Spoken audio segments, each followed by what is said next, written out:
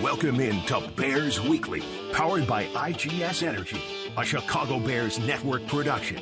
Bears Weekly is brought to you by Advocate Healthcare, Athletico Physical Therapy, CDW, Connie's Pizza, IGS Energy, and Miller Lite.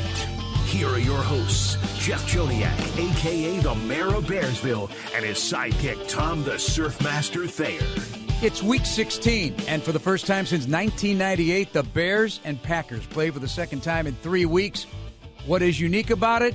It's this deep in the season, and these teams are in a fight for first. Right now, it's the Bears by a half game and a shrinking regular season. We discussed tonight on Bears Weekly here on ESPN 1000 of the Chicago Bears Radio Network with Super Bowl winning Bears guard Tom Thayer. I'm Jeff Joniak. Coming up, we hear from Bears head coach Ben Johnson from the podium earlier today in his final meeting for the week with the media. Bears safety Kevin Byard in our Bears Game Day Live sit-down for Fox 32 Chicago. Bears quarterback Kayla Williams and offensive assistants Press Taylor and J.T. Barrett. Dan Borelli, Jordan Tredup, and Katie Fox, our producers, along with Kendra Smith in the ESPN studios. And the executive producer of the Bears Radio Network is Eric Ostrowski. Tom, good evening. We're face-to-face today. How about that? Yeah, this is kind Bigger of the fun. game, the better the show. That's right. You know, no matter what the narrative is of this type of this game, this rivalry, if one was at the top and one was at the bottom, the emotions would be the same, and vice versa. It just happens to be both teams on top fighting for a playoff position. That kind of amplifies the fan excitement. But between the locker rooms, it's still a lot the same. Injuries have sidelined more Bears starters, Tom, than any team in the league in total. Most of that on defense. For this game, however, more Bears starters unable to go. Luther Burden III, ankle. Roma Dunze's foot. And Aman Agbangbamiga, special teams, is limited with a hamstring. There's also limited for DeAndre Swift. But the first two that I mentioned, so new guys step in, and that's been happening all season long. It's kind of a thing for this. It's part of the identity of this team. If you're called upon, we expect you to perform, and they've been performing. Yeah, that's one thing I love about the team this year, and the assistant coaches having each and every player prepared. It's that everybody's equally as important, whether you're the first guy or the last guy on the list. Everybody has got an opportunity and a hand in this year's football season, whether you're brought up to the roster to play special teams or you're going to play multiple snaps in the offense or defense. Which leads us to head coach Ben Johnson on that very topic, among others, earlier today at Hallis Hall. That's why it's really important throughout the year that we're continuing to evaluate our roster. It doesn't matter where you stand and what your role is, you're always being evaluated. And I think our coaches have done a really good job of coaching the guys that may not be playing on game day and giving them feedback throughout the process of practice and afterwards, just so that they can continue to improve. But we have a really good feel for what our skill sets are with the team, and so if we feel like one guy's going to go down, another guy's going to step up, we can put him in a spot where he can have success. So yeah, that's the mode of being a coach in the NFL these days. When you have a long season like this, you know guys are going to come up, come down, IR, off IR, and you're looking to put it all together, and you know the expectation is still find a way to win. And connected with that, more specifically with your wide receiver core, what's your assessment of the depth that you have there to go into Saturday in case you are missing those guys? Yeah, I've been really pleased with that room. I think we got some young guys in there that we were really impressed with throughout training camp. That ended up being on the practice squad, and you know, if called upon, I think they've done a great job soaking the offense in over the course of the season so far and being involved. Coach L has done a great job with them, just keeping them engaged and walking through. So they're in a great spot, and I feel that way about all the guys that are either on the practice squad or have been primarily special teams players up to this point. What have you appreciated most about Colston's development from the start of the season and where he's at right now? Yeah, you know, it was a unique situation with him coming off the injury. And so it's a credit to him to get not only healthy again, but at a spot to where he looks very strong.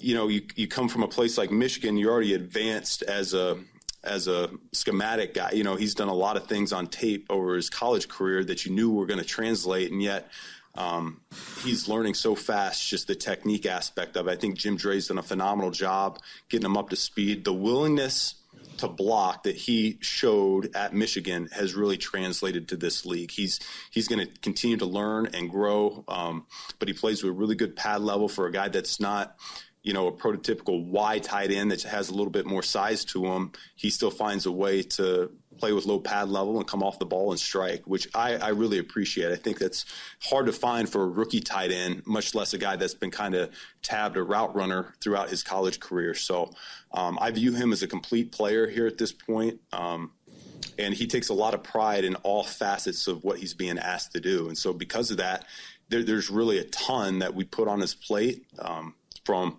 the run game to protections to route running. And I'm looking forward to continuing to grow with him over this year and the future. How close is Tremaine, and what was his return bring back to your defense? If we can get Tremaine back, I think it's a huge bonus. He was playing tremendous football before the injury.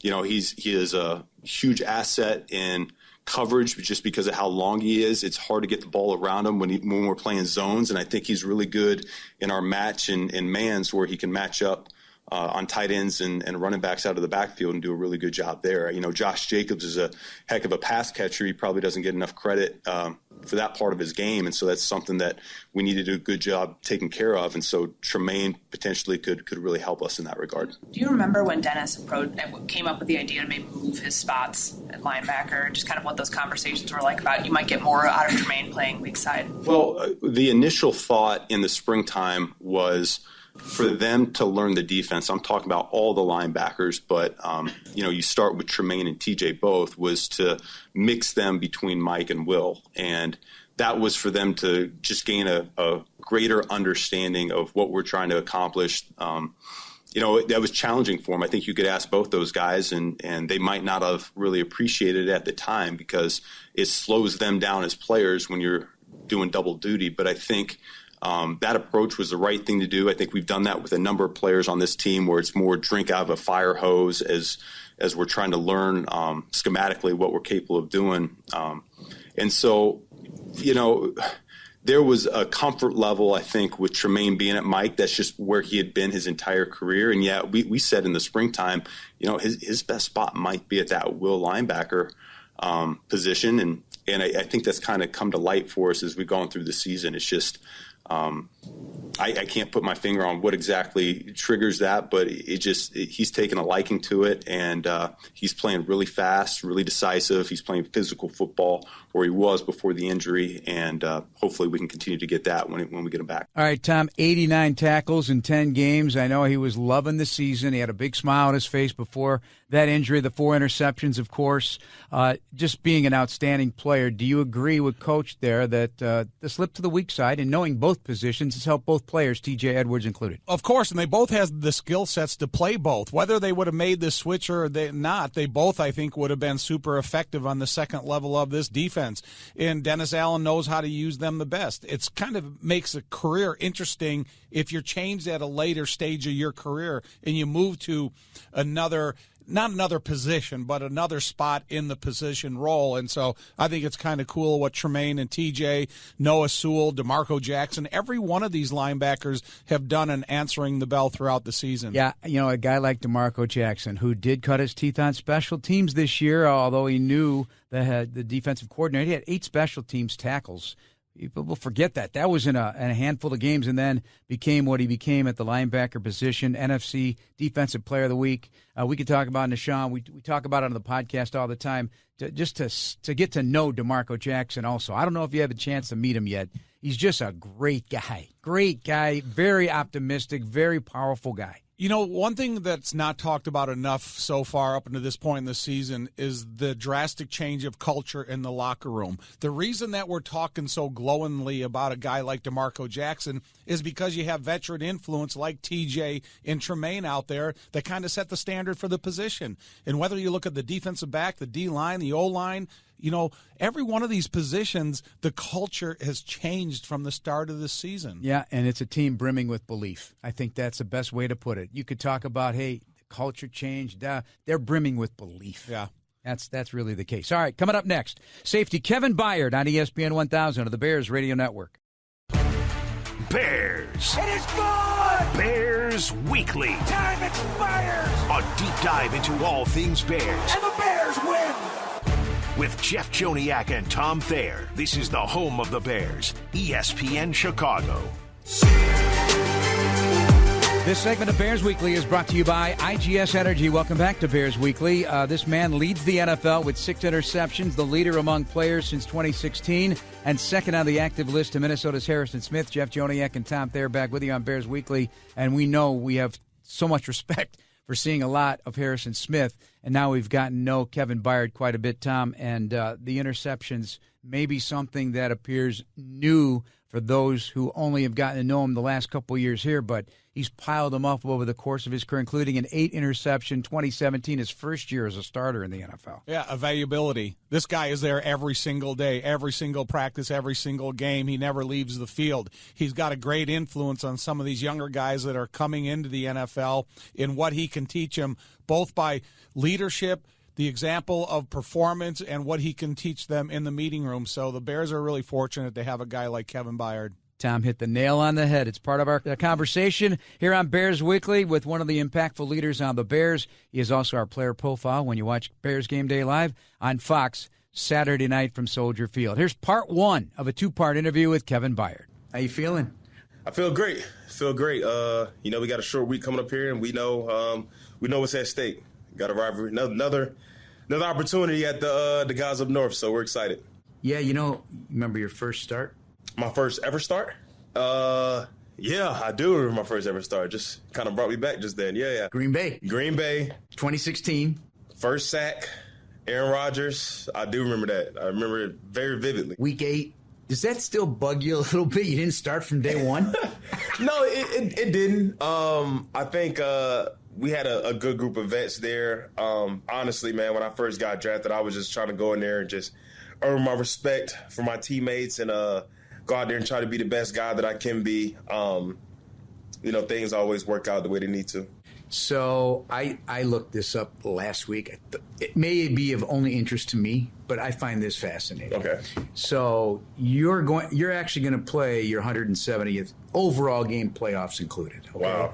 Wow. Joe Thuney's at 181. Okay. But listen to this record for Joe Thuney and the point differential of his career. All okay. Right? This is stunning to me. Got to get the glasses on for this one. So he's 135 and 46, Sheesh. Including playoffs. Wow. And he's a plus 1,160. Point differential. He's won those games by a margin of 1,160 points. No disrespect to you at all because you won that, but you're minus 12 in 100. Man. Like, what? Well, think about that. It's great to have Tom Brady and Pat Mahomes as your quarterback, though. I would say that for sure. Right, and Caleb Williams now. Exactly, man. He's played with some great ones for sure. Isn't that something, though? Because I look at, and what I'm driving at here is the leadership that has tasted playoff football. Mm-hmm. You've had 8 games in the playoffs. You made it to a conference championship game. Is certainly going to be relevant here in this building this year. Yeah, I would say that obviously Joe's had a different go at it as far as experience in the playoffs, but I would just say, man, these moments, these years, you just don't take them for granted because you just never know how many more opportunities that you will have to get a shot at this thing. So just for myself, the other leaders on the team, just really spreading that message to say, like, hey, man, let's mash the gas. Let's do everything we need to do to prepare our minds, our bodies, more film study, more recovery, more everything because, these opportunities come, every so often. And we can all sit here and say that, hey, we'll get another shot at this or whatever it may be. But no, you have to take advantage of what's right in front of you. And we have a great opportunity starting this week at home against Green Bay. That looks like another anthem here. Mash the gas. Let's mash the gas, that's man. That's a shirt that's, mash the gas and good, better, best. We got. Whenever a team wins, stuff organically comes out of people's mouths. Yes, and it becomes like, as I say, an anthem for the season. I've always felt that with playoff teams, and I think good, better, best is a great one, obviously. But there are others percolating. Caleb, I picked it up from a mic'd up in the game. I think it was the Giants game that you guys were yelling at Iceman. So he's the Iceman to me now. Yeah, Iceman cometh, Iceman taketh. He's the Iceman for me as well. I mean, that guy's been playing phenomenal ball. We talk about that throw he threw to DJ. I told him this after the game. I said, Caleb, when I seen the ball come out of your hand, I was like, it was one of those, no. Oh, he scored a touchdown. It was incredible. I mean, that was a special play by a special quarterback. On the call after he got rid of I thought it was a throwaway out of the back of the end zone. Running out of time and space. Well, we see him do this all the time in practice. Like, he scrambles around, he's making those plays on the run, and he's always looking for, like, that special play. And I've seen this guy make incredible throws on the run. I mean, against us on defense, against the scout team. And so I'm always nervous when I'm seeing him scrambling close to the side because I know he's looking for that shot or whatever, just that great throw. And just at that time, I'm just like, okay, Caleb, let's just throw it out of bounds. When I seen him throw it up there, I knew he was looking for a touchdown. It was just one of those deals as a guy on the side. I'm like, wait. And then it was like, I couldn't believe he caught it. I didn't even know that he did catch the ball. Personally, I just heard the crowd roar, and I was like, did he actually catch it? And it was just incredible. It was a special play. As a safety, one prominent safety, now in his 10th year, what quarterbacks put you on in the tense category about running out of time and space but still being able to make those throws in your career?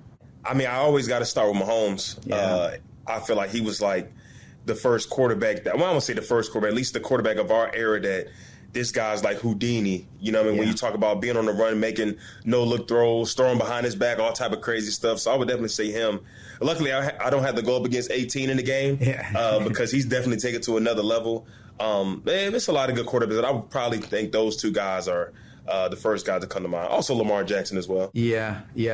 And Aaron Rodgers. You know, it's funny because he always used to roll left, throwing against his body. That seemed to be his thing, and Caleb does that well too. So absolutely, it's all on the table. But let's dive in deeper to you now because this has been some kind of year. You had an 8-interception year.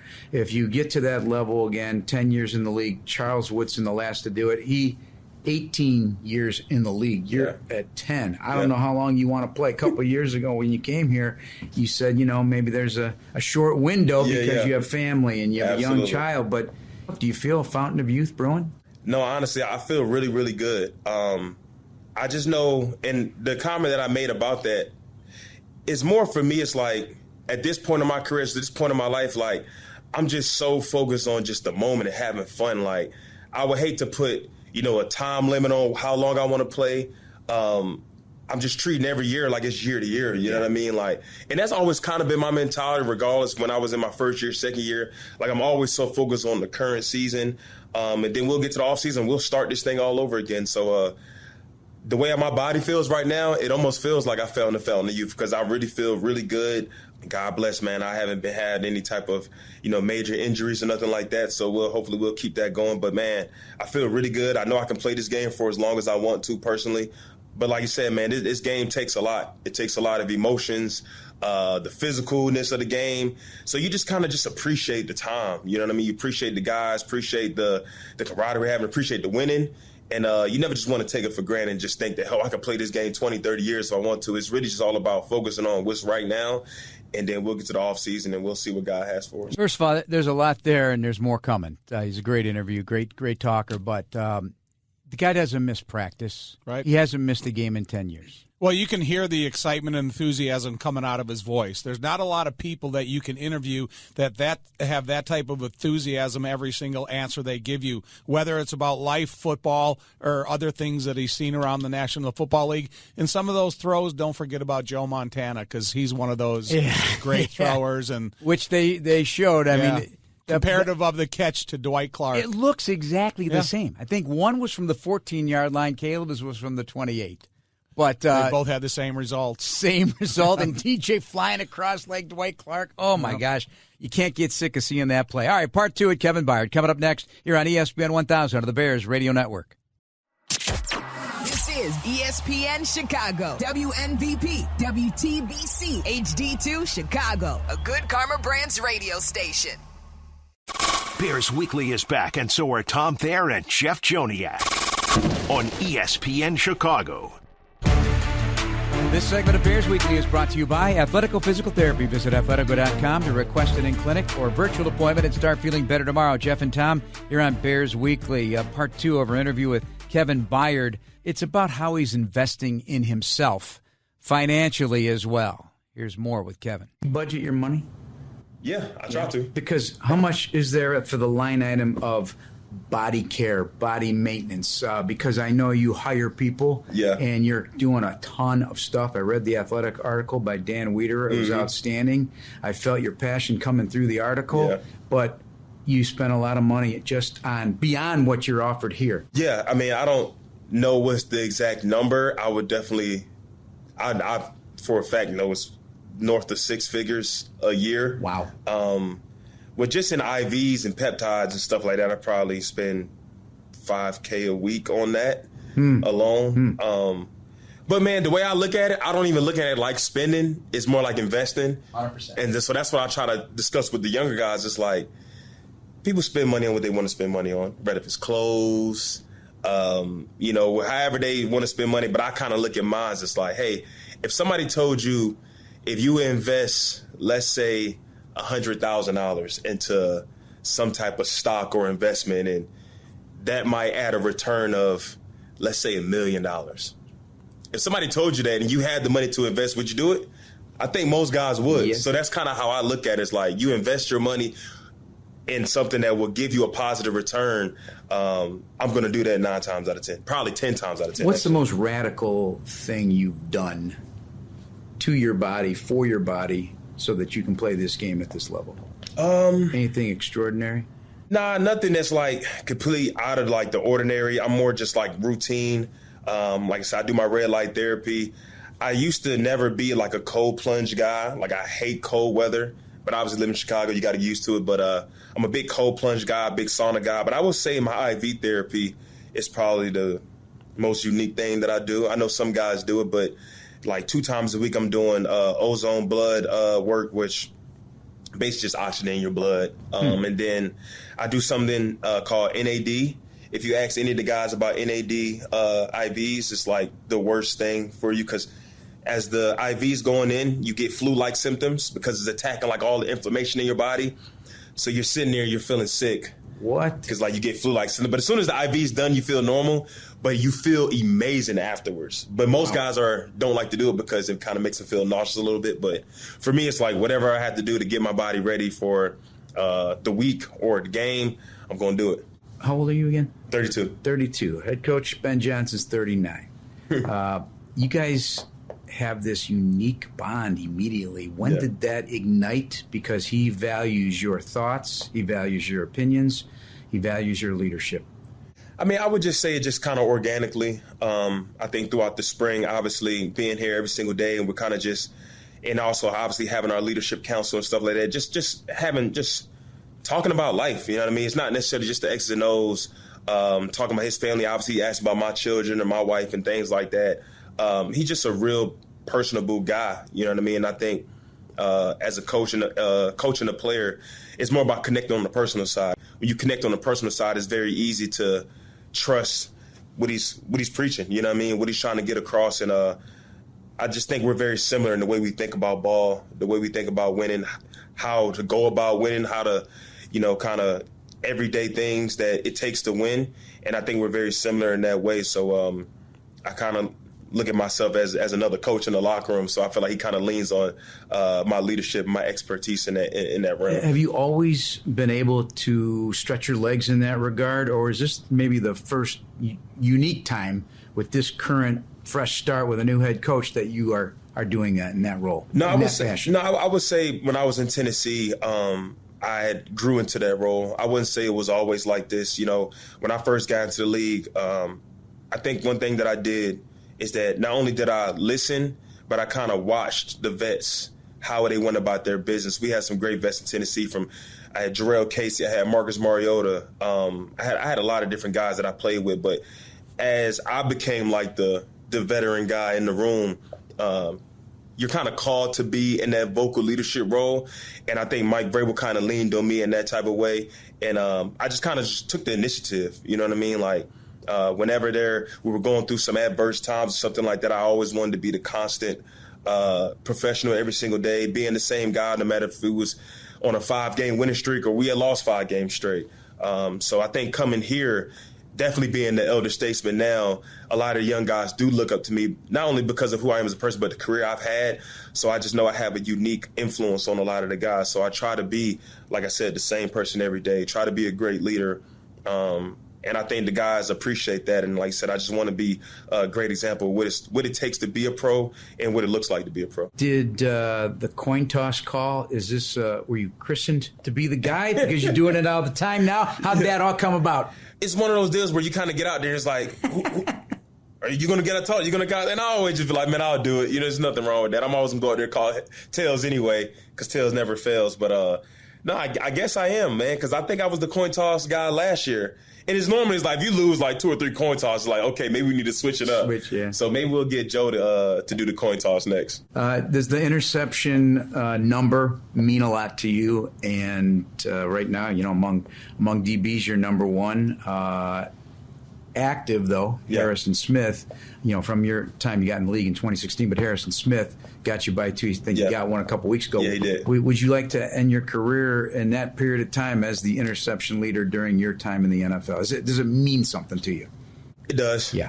I take a lot of pride in taking the ball away. That's something that I've done since I was in college. And one thing that I want to do when I came into the league is do what I've always done and be great at that, and which is taking the ball away. So I do take a lot of pride in that because obviously we know turnovers is a big part of winning. And I always want to be a part of this team and helping this team win. So, yeah, it means a lot. I would – my goal is to finish this season, leading the league in interceptions.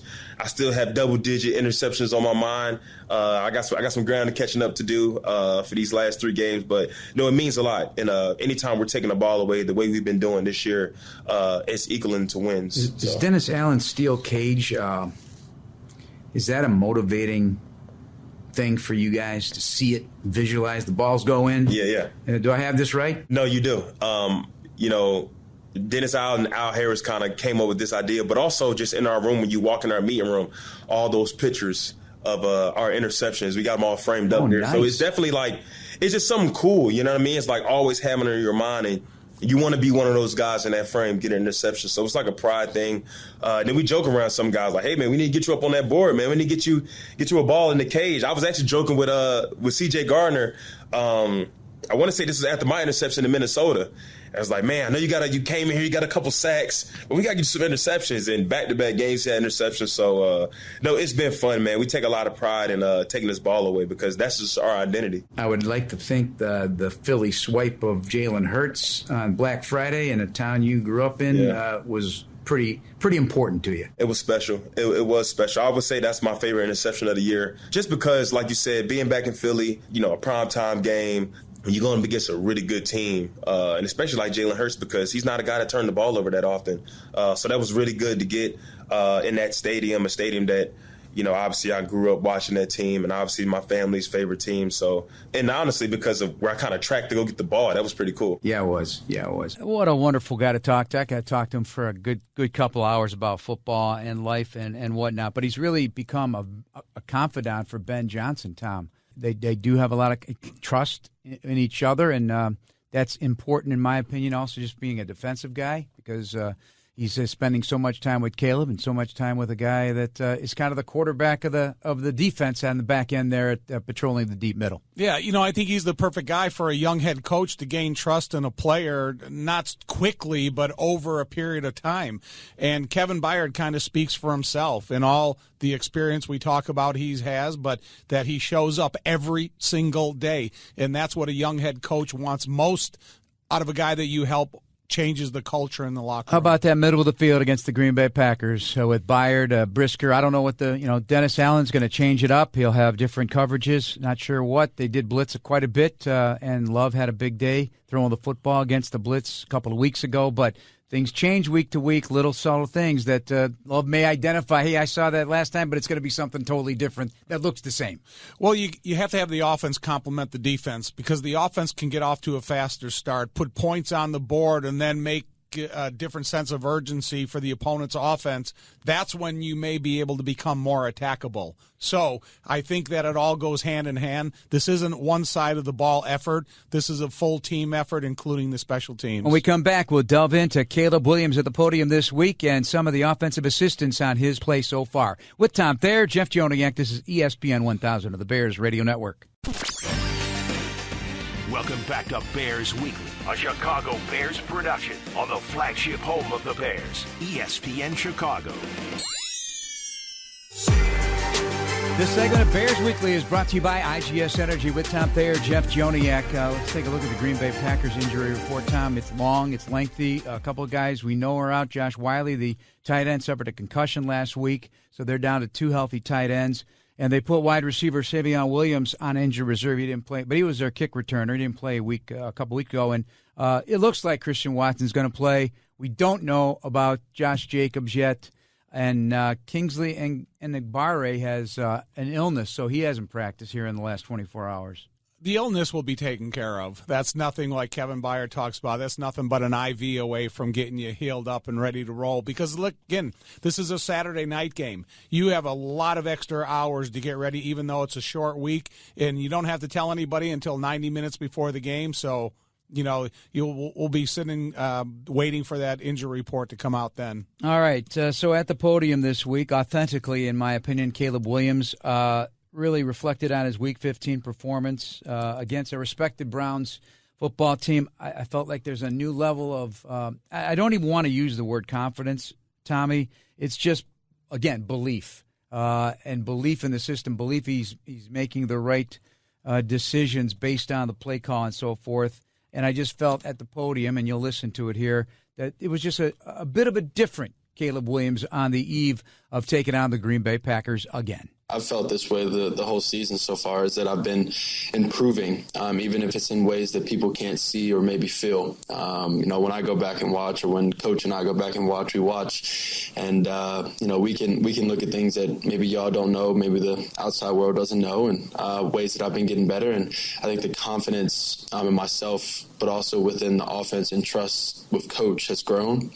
And so with all of that, the constant mindset of growing, the constant growth that I've had, I think it's going to keep growing over time, and it's something that I'm focused on because it's if I play how I played last this past game, or if I play better than that, we got a real shot to do whatever we want in this league. So I'm going to keep focused on trying to grow, trying to be better, try to be my best self. What does it mean for you on primetime television, having Green Bay, being at home, and all the atmosphere of it?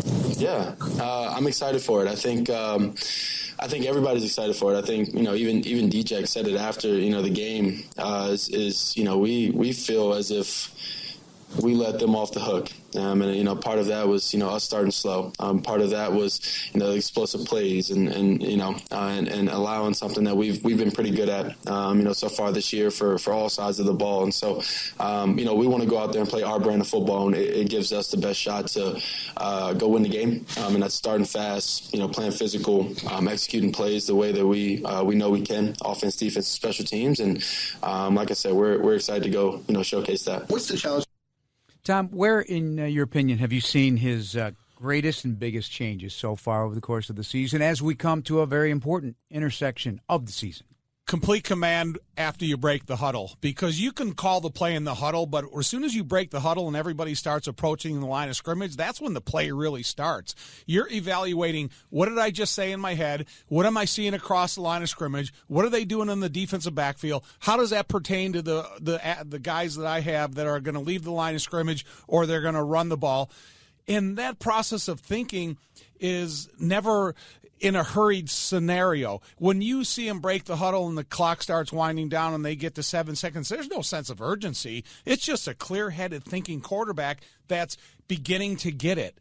And the more clear it becomes to him, the better on everything that he talks about he's going to be. I still believe that he's only scratching the surface of ultimately what Caleb Williams, the quarterback, is going to be like. I tell you what impresses me is when you've got Micah Parsons, you've got, last week Myles with Garrett. Myles Garrett coming at you, and Aiden Hutchins is going to be coming at you, and and he is rolling, and he's looking downfield. He doesn't flinch. He's not worried about getting whacked. He's just looking about making a play. He's trusting the protection, though. That's just when they're a free runner.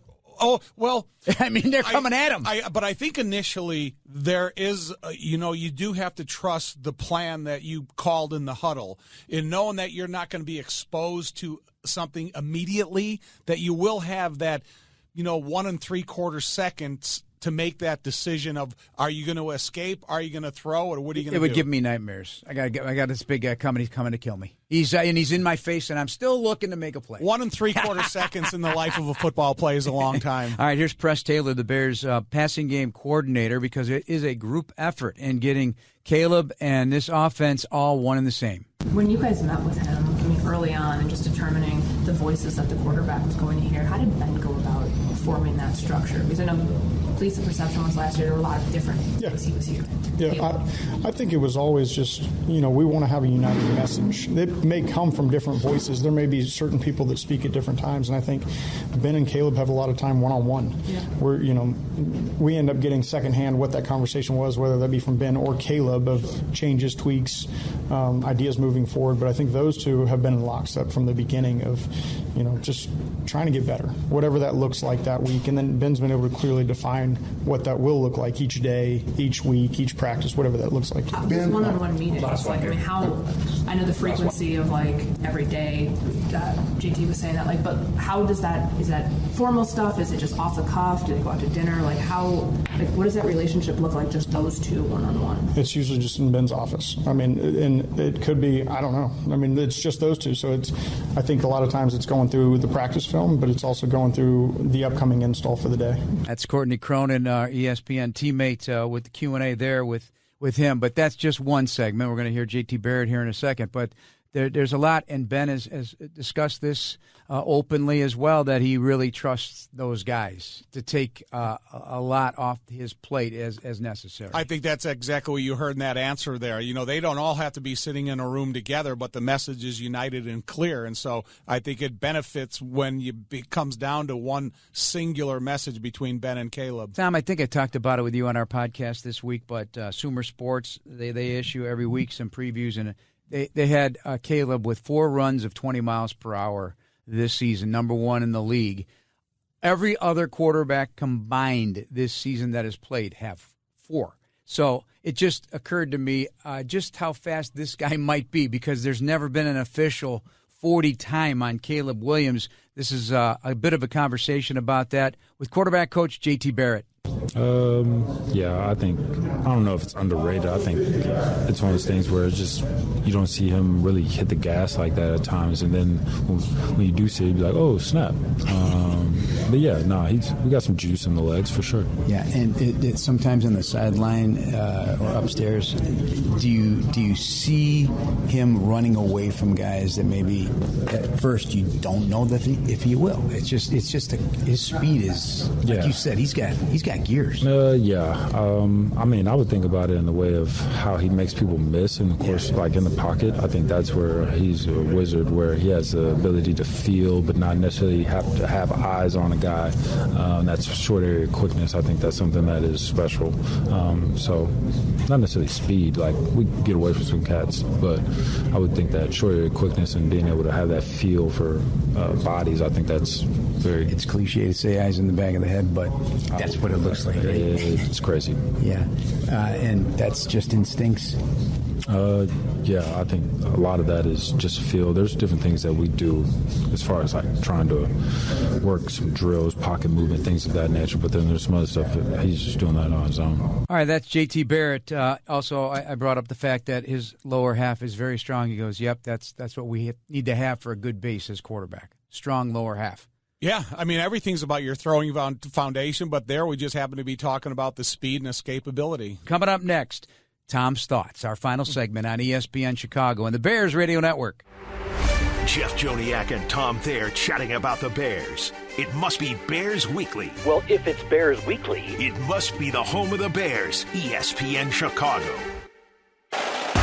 This segment of Bears Weekly is brought to you by Athletical Physical Therapy. Visit athletico.com to request an in-clinic or virtual appointment and start feeling better tomorrow.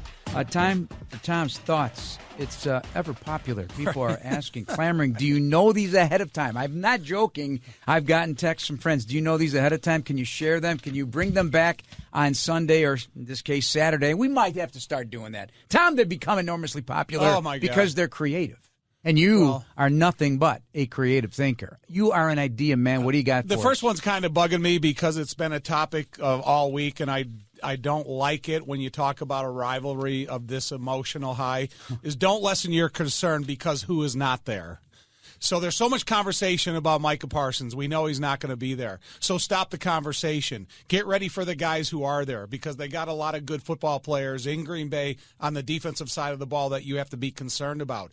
If you waste a lot of your time being concerned about who's not there, it's taking you away from the big picture of performance, protection, and everything you got to do to beat these guys. Do you think that's the conversation inside the building, inside the offices, or is it just it's an obvious for the media to ask these questions, or for a guy like me to wonder why? I mean, I pay attention to a lot of sports talk, and everybody's talking about it. It's not only a subject that's in this building; it's a subject that's NFL landscape wide. So I just don't want to be distracted in a game of this importance, wasting our time talking about someone who's not there. Yeah, but you don't think that's going on there, do you? Distracting in the locker room about it? Yeah. No. What's second on your list? Knock, knock.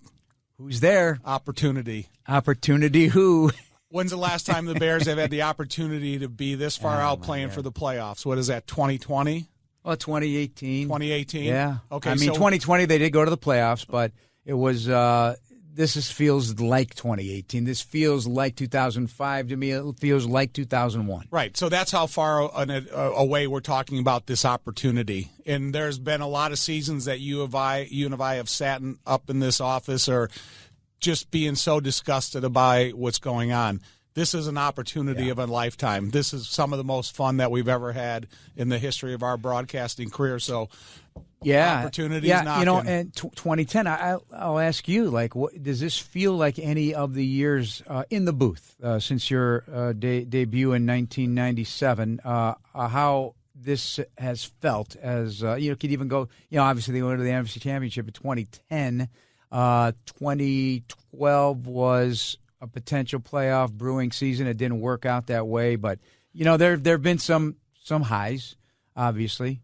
Well, as a player or as a broadcaster, the excitement of playoff football, December football, the importance of these late stages of football, it's a 7-day excitement. Yeah. This is not something that I'm going to be excited about when I get to the stadium on Saturday. This is something that I've been excited about since I, and Lou were doing Bears Game Night Live Sunday night. Yeah. And so here it is. Now we're getting ready to get to the stadium on Saturday and ready to roll. What's your last one? The price is gold. The price of gold is at an all-time high. And is it literally also? It is. It is. Did you check with Coletti about that one? I did. So last week it was bonds. This week it's golden. And you look at two guys, Bond from Cleveland last week. Nicely done. They're both 5'11", 185. Okay. The biggest plays in the game last week against our defense were Isaiah Bond. Yeah. So I don't want them to have this receiver they went out and drafted, number one, who's got that world-class speed that you talk about all the time, and Matthew Golden. So I don't want this to be, 5 golden rings or anything like right, that. I just need Golden and Bond not to be. Right. You don't want it to be a song of the season, Tommy. Correct. Yeah, Matthew Gold, 4.19. There you go. Rare speed, 5'11", 191. To your point, he has not yet caught a touchdown pass in his rookie season. 37 targets, 27 for 341, 12.6. So he separates, though, and he's crafty. He's averaging double digits. Maybe the Green Bay Packers saw something at the end of that game that they want to maybe take advantage of. We don't know where Christian Watson is going to be by game time, so I don't want this to be a golden event. All right, Tom, that's out of time. You nailed it once again. Nicely done. That's very, very good. The executive producer of the Bears Radio Network is Eric Ostrowski. Thanks to Kendra Smith in the ESPN studios and everybody for listening. This has been Bears Weekly on the radio home of the Chicago Bears, ESPN Chicago. Amber and Ian are next. Good night, everybody. Thank you for listening to the Chicago Bears Network presentation of Bears Weekly, hosted by the mayor of Bearsville, Jeff Joniak, and Surfmaster Tom Thayer. Podcasts are available on the Chicago Bears official app. Brought to you by Verizon and Apple Podcasts. Bears Weekly has been brought to you by Miller Lite.